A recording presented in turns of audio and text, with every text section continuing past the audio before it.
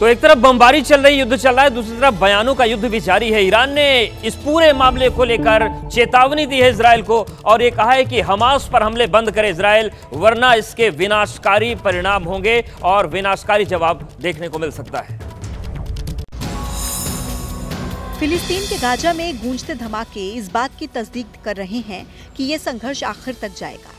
Israel ने Hamas के आतंकी हमले के पीछे ईरान को जिम्मेदार ठहराया, तो वहीं इजराइल पर नरसंहार करने वाले हमास को शाबाशी देने वाले ईरान की तरफ से इजराइल को धमकी दी जा रही है कि वो गाजा में हमले न करे। اونی که جمهوری اسلامی ایران رو تهدید میکنه باید بداند که هر اقدام احمقانه نسبت به جمهوری اسلامی ایران با پاسخ ویرانگر मवाजे ख्वाहिद بود। दो देशों के बीच छिड़ी जंग वैश्विक स्तर पर पहुंच चुकी है। एक तरफ अमेरिका समेत कई देश इजराइल के समर्थन में हैं, तो वहीं कई इस्लामिक देश फिलिस्तीन के समर्थन में हैं, जिसमें ईरान हमास का खुलकर समर्थन कर रहा है। बता दें कि हमास को लेकर इजराइल और ईरान आमने सामने हो सकते हैं, क्योंकि इजराइल इन हमलों के पीछे ईरान का हाथ मान चुका है। इजराइल और ईरान में अभी तक कोई जंग नहीं हुई, लेकिन ईरान इजराइल के वजूद को नहीं मानता है। इजराइल से जंग लड़ने वालों को खुला समर्थन देता है। इसलिए जानकार मान रहे हैं कि इजराइल और ईरान के बीच तनाव चरम तक जा सकता है।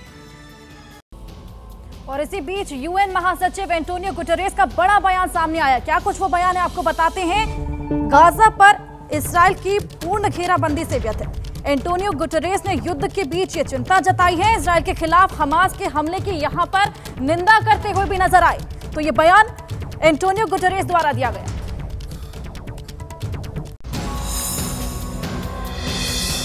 वैश्विक स्तर पर पहुंची इजराइल और फिलिस्तीन की जंग के बीच अब तक सैकड़ों लोगों की जान चली गई। इस युद्ध की वजह से मची तबाही ने सबको हिलाकर रख दिया है।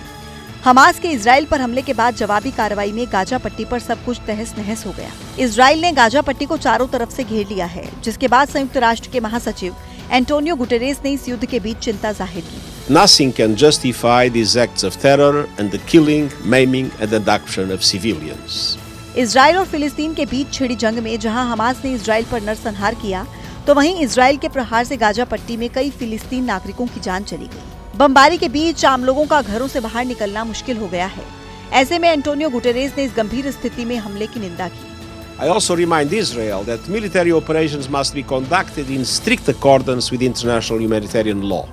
दोनों देशों के बीच मची भारी तबाही के बीच एंटोनियो गुटेरेस ने इस विध्वंसक युद्ध को जल्द से जल्द रोकने का आह्वान किया। हमास के खिलाफ एक्शन में इजराइल को दुनिया भर से समर्थन मिल रहा है। 5 देशों ने संयुक्त बयान जारी किया है समर्थन में। वहीं अमेरिका से इजराइल के लिए जंगी जहाज भी रवाना हो चुका है। साथ ही फ्रांस और जर्मनी ने भी इजराइल का समर्थन किया है। इजराइल पर हमास के हमले के बाद सैकड़ों नागरिकों की मौत हो गई। इस हमले में अमेरिका के भी कई नागरिकों की मौत हुई है। इजराइल में हमास के आतंकियों के नरसंहार के बाद दुनिया भर में गुस्से का माहौल हो गया और आतंक के खिलाफ इजराइल के समर्थन में कई देश आ गए। अमेरिका ने खूंखार आतंक के अंत के लिए अपने युद्धपोत से एक जंगी जहाज इजराइल के लिए रवाना कर दिया है। साथ ही वायुसेना की भी मदद भेजी है। Now is the time for action. The very first thing we need to do is rescue the American hostages. It must be clear that we do not negotiate with terrorists. वहीं फ्रांस और German ने भी Israel पर हुए हमले की निंदा की और खुलकर आतंक के खिलाफ इजराइल का समर्थन किया। Der Terror wird nicht gewinnen. Der Hass wird nicht siegen. दुनिया भर के कई देशों में इजराइल पर हमले का विरोध देखने को मिल रहा है। फ्रांस में लोगों ने एक रैली निकाली और एफिल टावर को नीले और सफेद रंग की लाइटों से इजराइल के झंडे को दर्शाया। जैसे ही घड़ी का काटा दोपहर 2:30 पे आए, बबीता जी का दिल सास बहू साजिश के लिए मचल जाए।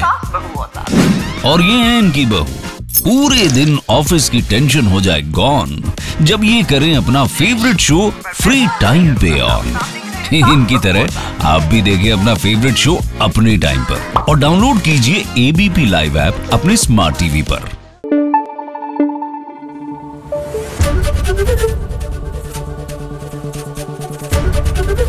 एबीपी न्यूज आपको रखे आगे।